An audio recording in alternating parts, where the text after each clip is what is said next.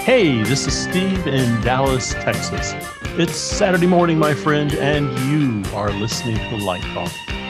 Good morning. This is Ellen coming to you from the tropical island of St. Bart's, and today we discuss the pros and cons of a concrete stage, overcrowded design fields, what truss is in your wallet, and explaining light plots to directors, all on Light Talk. And this is Stan, standing in for David, who's in an undisclosed location, but I am in beautiful sunny Florida. And if you don't already know, you are listening to Light Talk, and we are the Lumen Brothers and sister today. Welcome to episode 268. And Steve has our first question. Our first question comes from across the border. It is Regina in British Columbia, and she writes, is the design field overcrowded? Interesting question. I think the design field is not overcrowded. But what I think is the technician field is underpopulated. So what I think is everybody goes off to grad school with the idea of becoming a designer. And I think maybe that's not the best decision. Yeah. I think we are in short supply of really good riggers or production electricians or projection support artists or programmers or moving light technicians. So I think that's a field that is really underpopulated. So I don't know, Regina, you might look at all of your options and see where your interests lie. I think if you really want to be a designer, I think there's a place for you. It's like any other profession. You have to work hard and build your clientele and suffer through some lean times. And, if you really work at it and you have some talent, I think it'll pay off for you. But if you're not passionately involved, there's that great Martha Graham quote. I think it was the New York Times was interviewing Martha Graham when she was kind of mid-career. And they said to her, "Why did you choose to be a dancer?" And Graham replied, "I didn't. I was chosen to be a dancer." And that changes That's everything. A great quote. So I think, what are you chosen to do? What kind of fire is in your belly? Technician, craftsperson, designer. I don't know. Ellen, you bump into a lot of people at LDI. Do you think the field's overcrowded? Well, it's really interesting because, like you say, everyone goes to graduate school. They want to be a designer, especially in the lighting field. And up until last year, I might have said, yeah, I think the Broadway lighting field is very crowded. All the Broadway design fields are crowded. And a lot of people don't retire. Not that they should, but some people in the Broadway lighting field have had very long, very prolific careers. But one thing that's really interesting this year is that when the Tony nominations came out last week, there are more newcomers in every category than I have seen in the past probably 10 years. So I think that's a really good sign for the next generation of designers who are moving into fields that may or may not be crowded, but there certainly is room for talented people coming up. In terms of lighting programmers, I think it's a field where there's a lot of room. And a really good programmer can make a really good living. And the good designers are always looking for them. And I think it's important for the programmers to develop a really close relationship with the lighting designers, the way the designers develop their relationships with directors.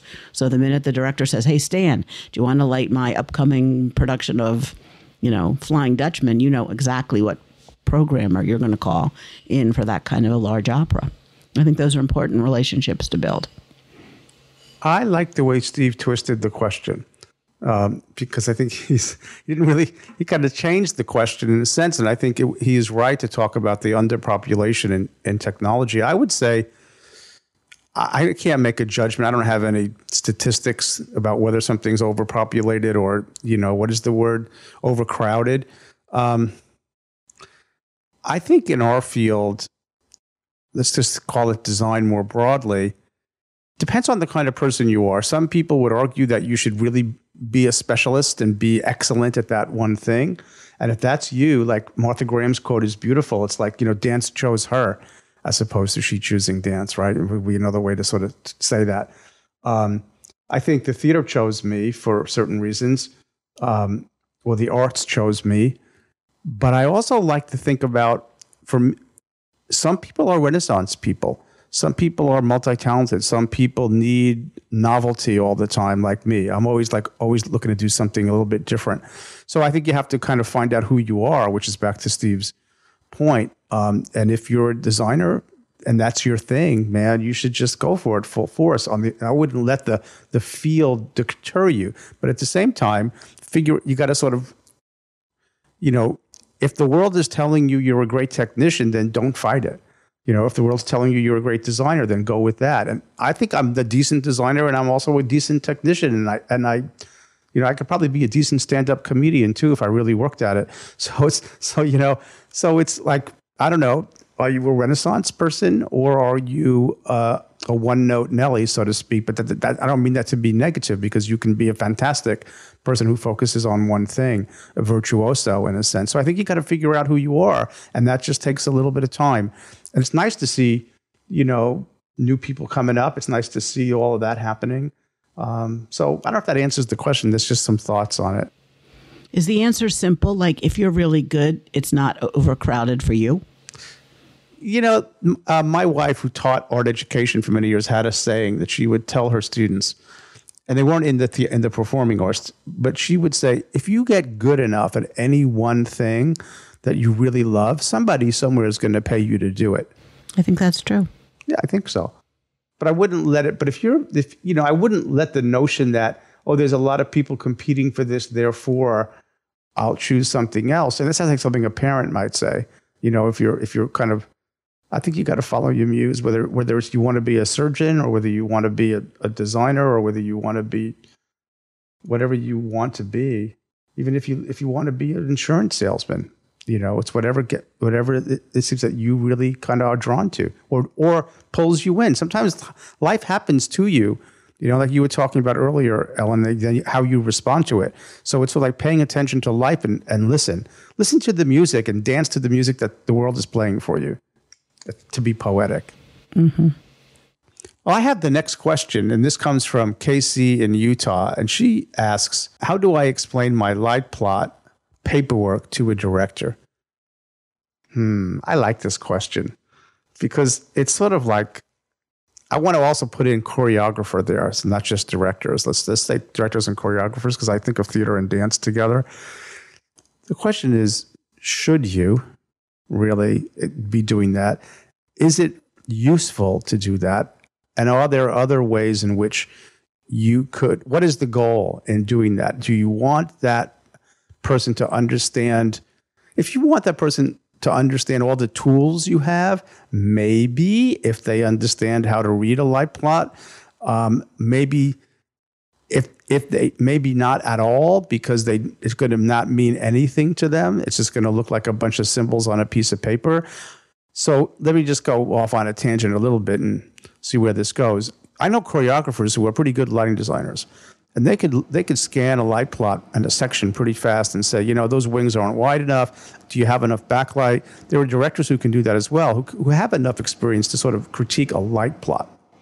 So you can explain it in technical terms if they have that understanding. If they don't do it, because then it's like they're going to look at you with googly eyes. Say, what are you talking about? Like you're speaking Greek. So then it's not necessary. And I would say, if your intention is to explain your artistic goals, a light plot's not the way to do it. That kind of paperwork isn't helpful. That's technical paperwork for technicians to be able to execute and hang lights and put them in position and focus them. That's what it's for. It's not necessarily, you have to interpret it to sort of what you could do with it artistically. And I think there are better tools out there to show a director or a choreographer your lighting ideas nowadays that are better than a flashlight and a piece of gel, right? So we've talked about that plenty on the show. So how to explain it to them? Figure out if they understand drawings and they get it, then fine. If they don't go there. That's my opinion. Yeah, that was going to be my first reaction was, why do they want to look at it? Seems to me they want to judge the end result and comment, tweak from there.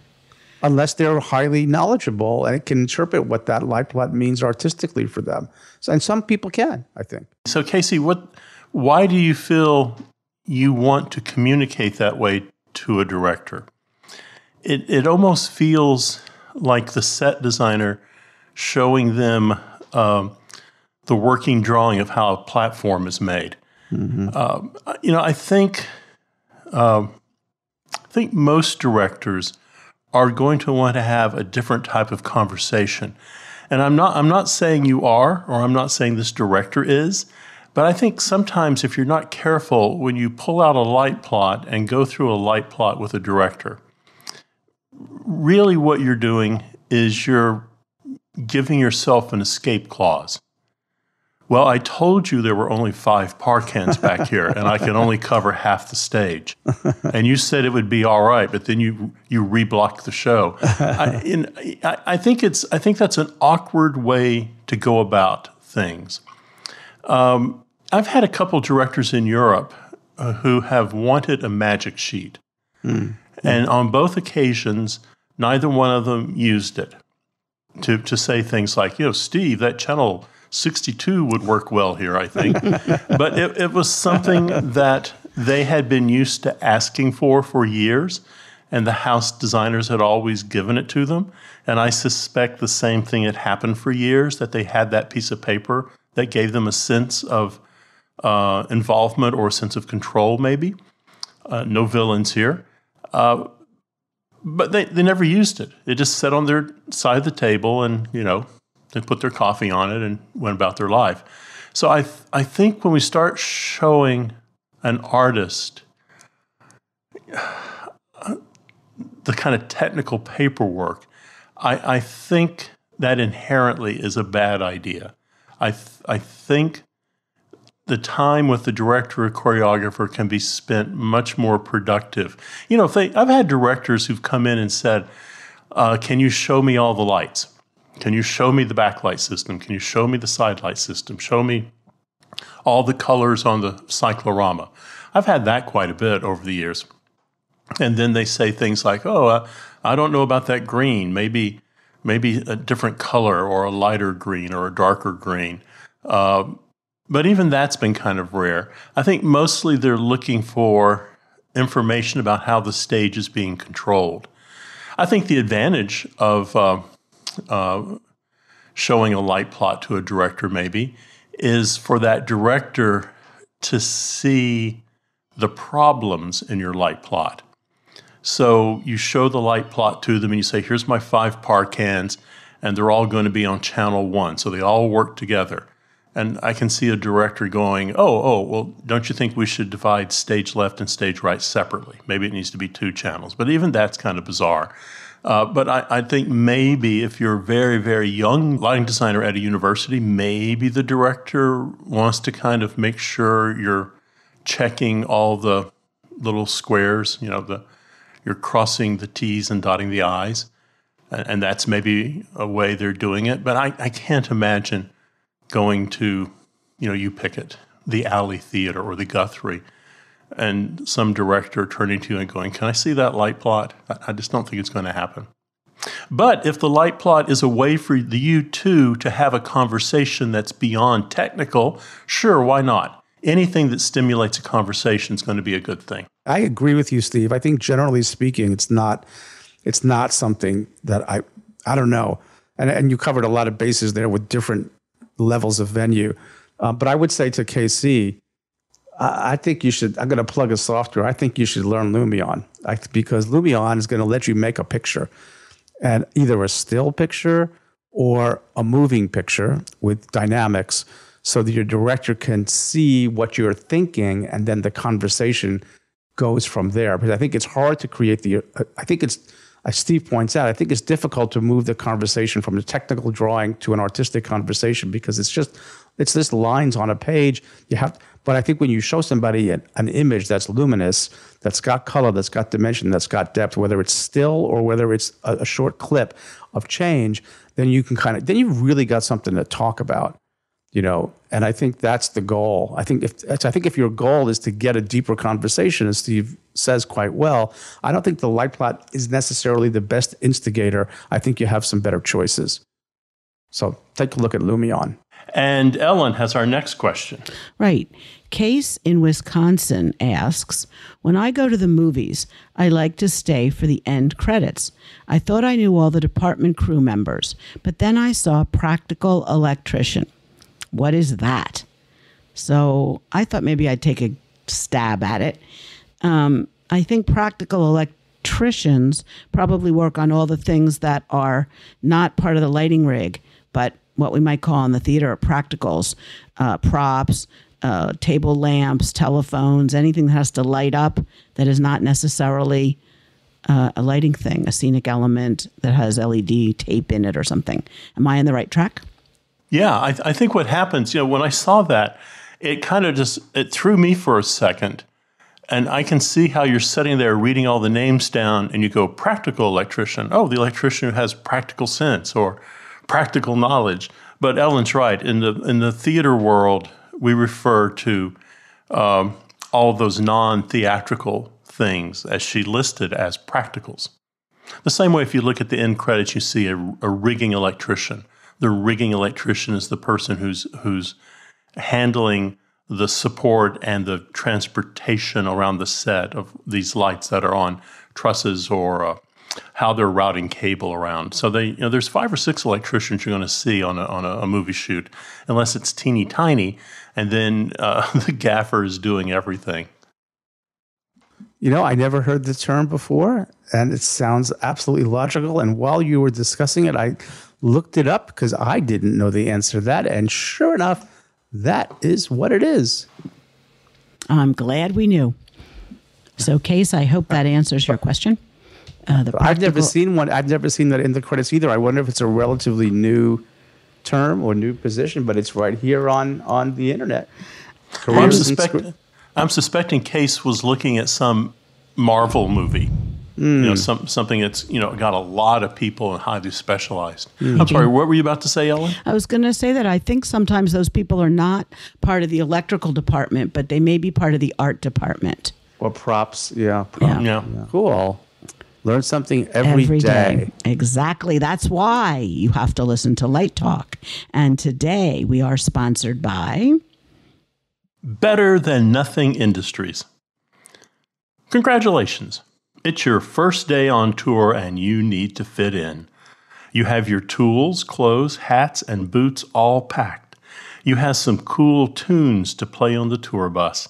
And after searching for months, you even found a vintage 1977 Carlo case in storage in a warehouse outside of Nashville. That's right, you have a very cool road box with a history of scrapes, bangs, and bumps all over it. Yes, sir, Junior. You are ready to go on tour. But wait, how do you convince the crew you are a seasoned professional worthy of their respect? 2 words, my friend, junk drawer. That's right, you need a junk drawer in your road box. But it's your first tour, what to do? Well, the good men and women of Better Than Nothing Industries have you covered with our junk drawer starter kit. Now you can buy yourself years of instant credibility.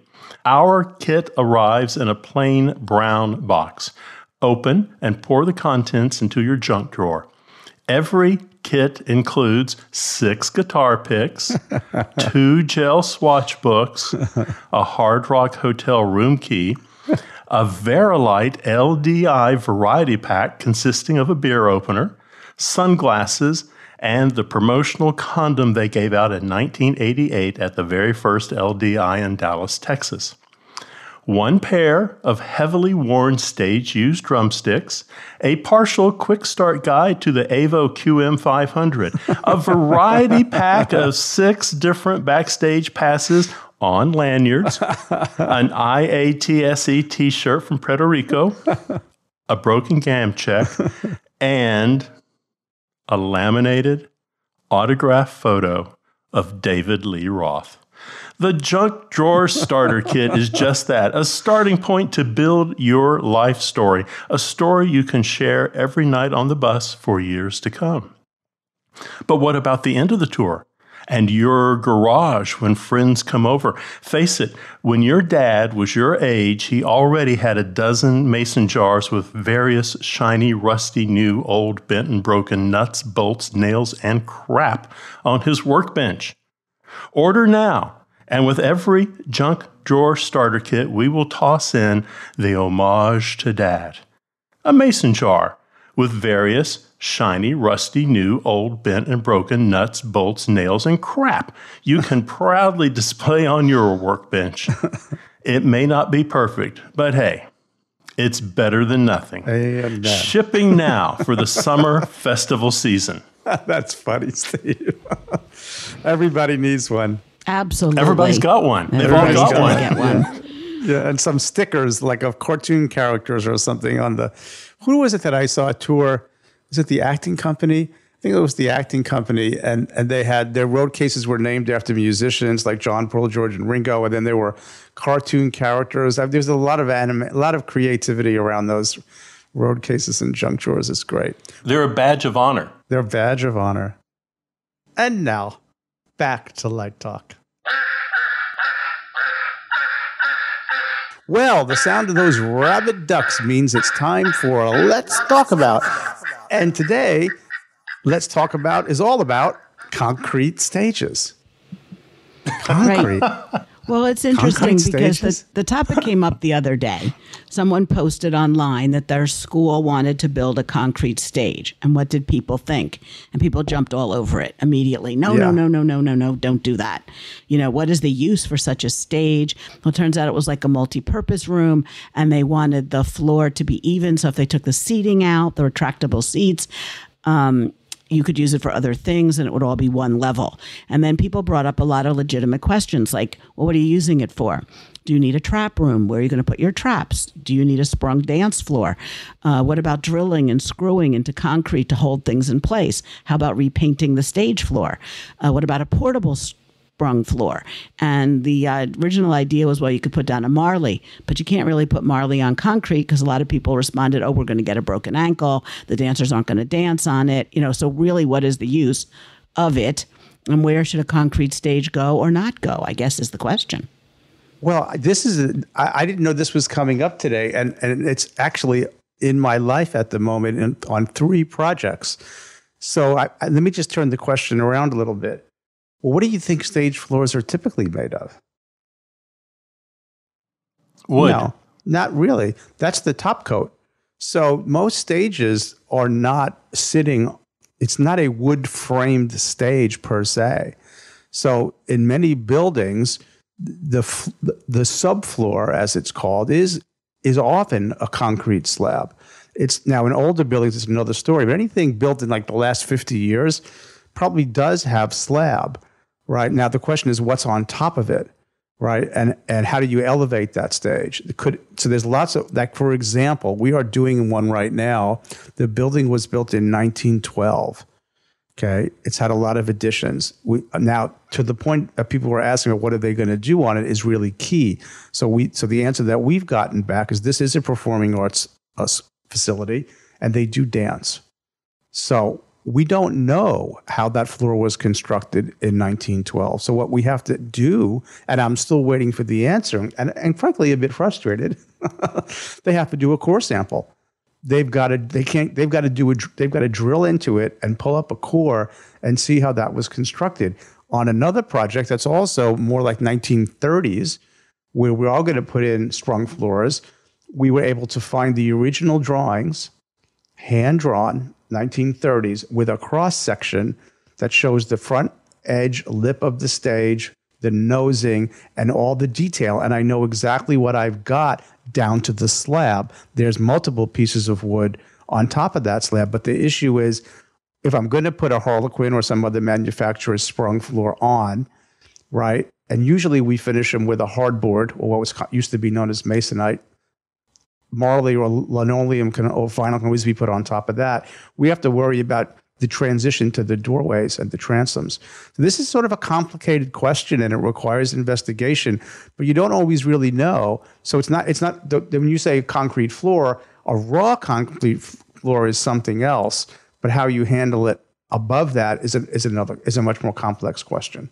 I think the question suggests a raw concrete floor, just like you would put in your garage.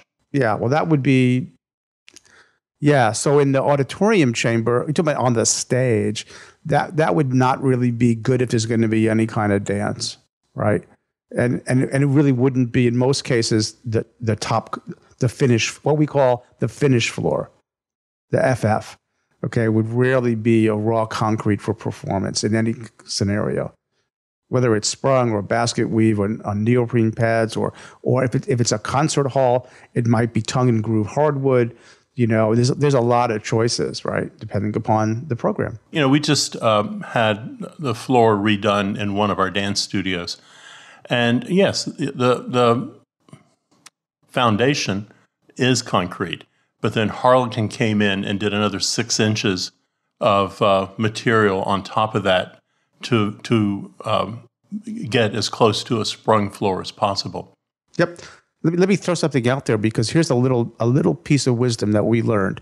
If you have to do a sprung floor, which we've had to do, but the venue has to bring on heavy items like a lift, like a scissor lift, okay, you have a problem. Because the spring in that floor, if you put the nice Harlequin in there, it's going to crack. Okay, so what we've done, a little trick for those of you out there, and Steve's right. Usually the subfloor is that's the foundational slab, right? We have done something called blocking. So we'll put blocks of hardwood in between the structures of the sprung floor with maybe a 1/2 inch of space, which will allow it to give you the spring that you need. But if you bring something super heavy in, it'll hit those blocks and protect that sprung floor from cracking.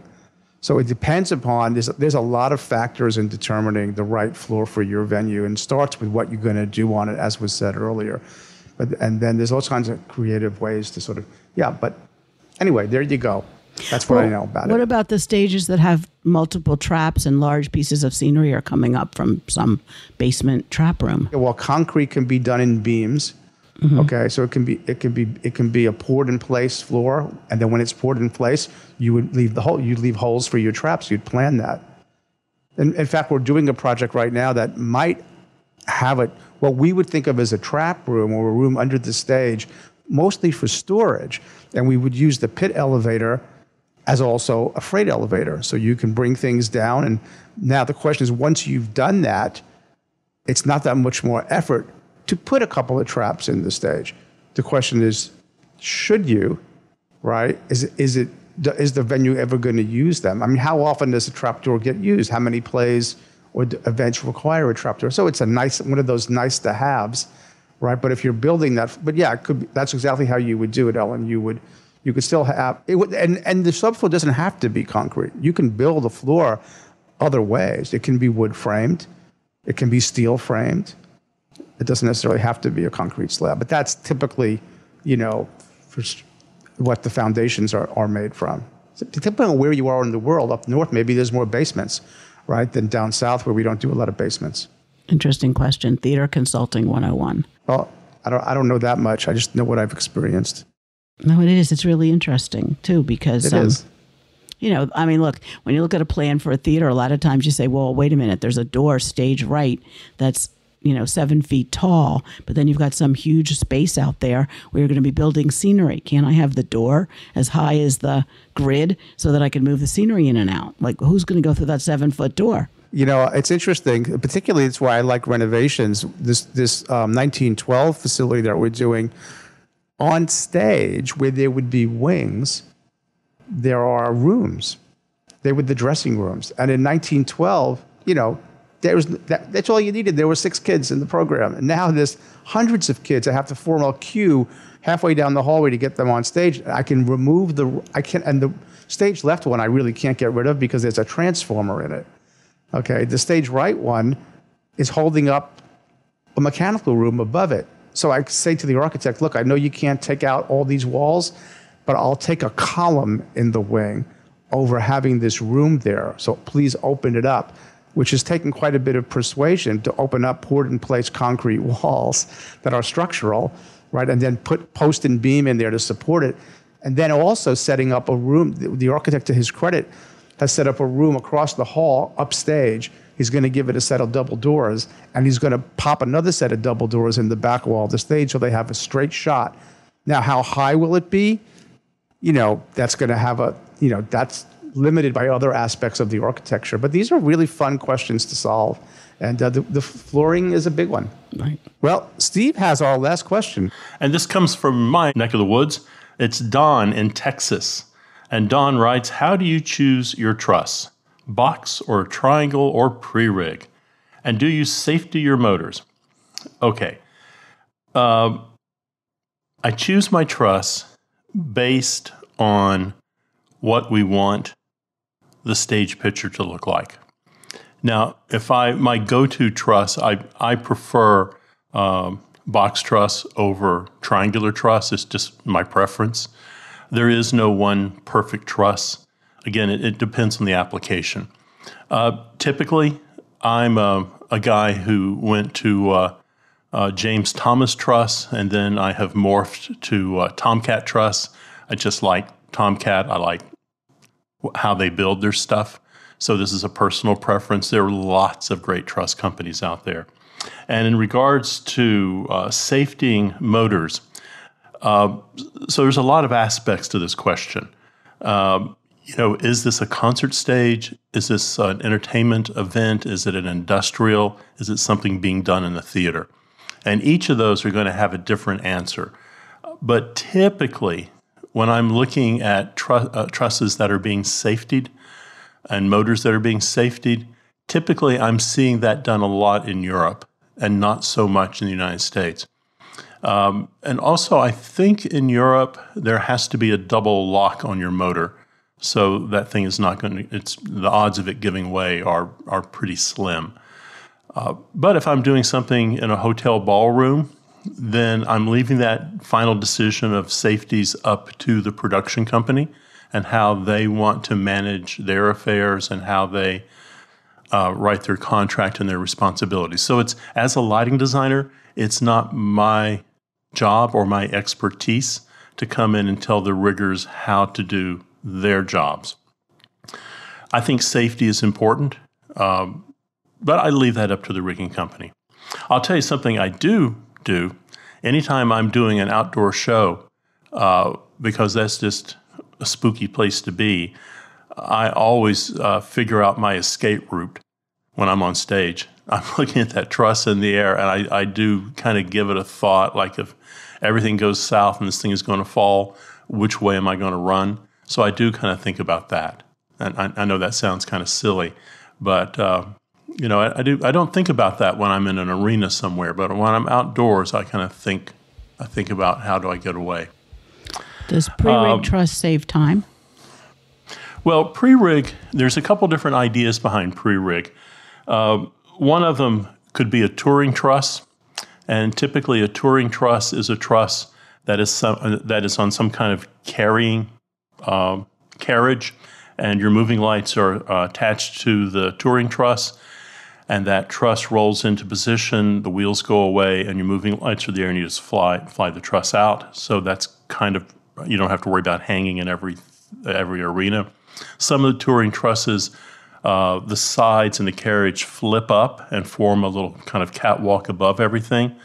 I like using that, the ones that kind of form a catwalk. I like using those actually in opera because so many of the sets that I work with are dimensional sets. So I like the electricians to be able to walk around above everything on the opera set. It's just so much faster to focus. And that gives me a position underneath to hang my moving lights, and then I can hang off a bar on the arm once it flips up.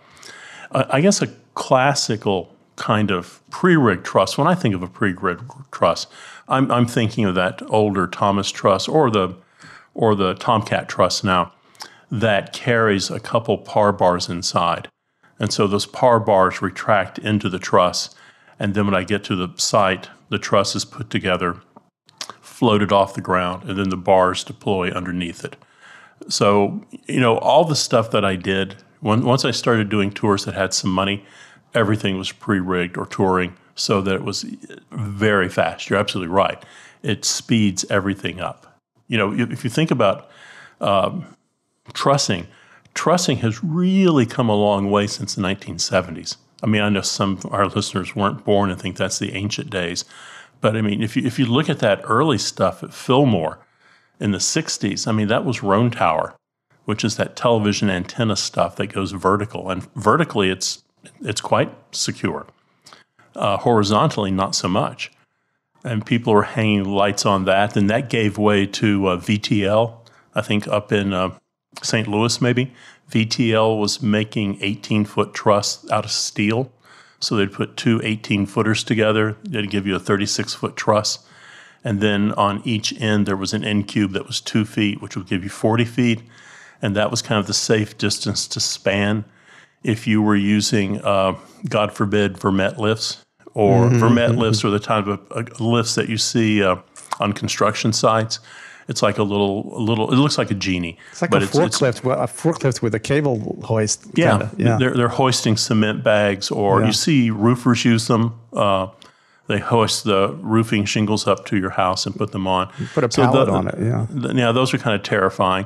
And then Genie came along with their super towers, and then thank God, Bill McManus figured out how to invert a CM Lodestar motor, and we went to motors. And so that became much safer, which gets us back to you safety your motors off. I didn't know Bill McManus was the brainchild of that. That's cool. What a great history lesson, Steve. Yeah, I mean, people were trying to use the Lodestar motor. And if you think about how a motor is done in an industrial sense, or if you have it, you go into an automobile shop. Right. And you'll see, a 12 or 14 foot high ceiling, and there's a Lodestar up there, and they can wrap a chain around that and lift a motor out of a car. Yeah. And people tried that. People thought, well, hell, if they'll do it there, I can do it in the arena. Well, picture the idea of trying to haul a 60-pound motor 50 feet up in the air and attach it to the grid. That's just a really bad, stupid idea that never worked. McManus looked at it and went, aha, this is a good idea if I made the thing inverted. So he came up with the idea of how to get the points and plugs in the thing so they wouldn't fall out. I think he actually holds the patent on that, or held the patent on that. That's great. What was the name of his original company? I can't remember it now. Do you remember Bill McManus's original company? Was it McManus Enterprises or something? Something like that. Yeah. Yeah. So, I mean, Lodestar was not interested until he proved that it would work, and they became very interested. Today, I had a visit from a woman who represents Creative Connors. It's scenic automation, and they make it in. It's really kind of cool. And I do a lot of automated rigging, and I was curious if I have some projects right now where they might be able to fit in, and I learned a lot about their stuff. They do a lot of custom stuff, and they are doing rigging, but they wouldn't call it. They're like a niche. But if you got you need a turntable. It's sort of like a version of Feller Precision. Remember those guys who did the really big stuff? But they're sort of doing it in schools. They're doing it in theaters. They're doing it. It's very interesting stuff.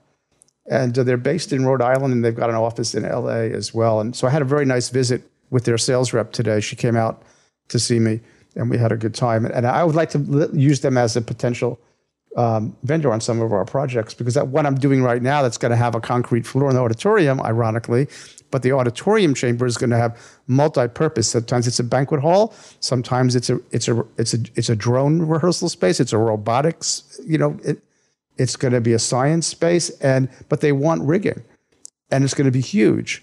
Right, it's going to need telescoping seating. So I'm getting to learn about a lot of technologies that I'm not particularly so well versed in. So I'm expanding my knowledge, and learning about what they have to offer is pretty cool.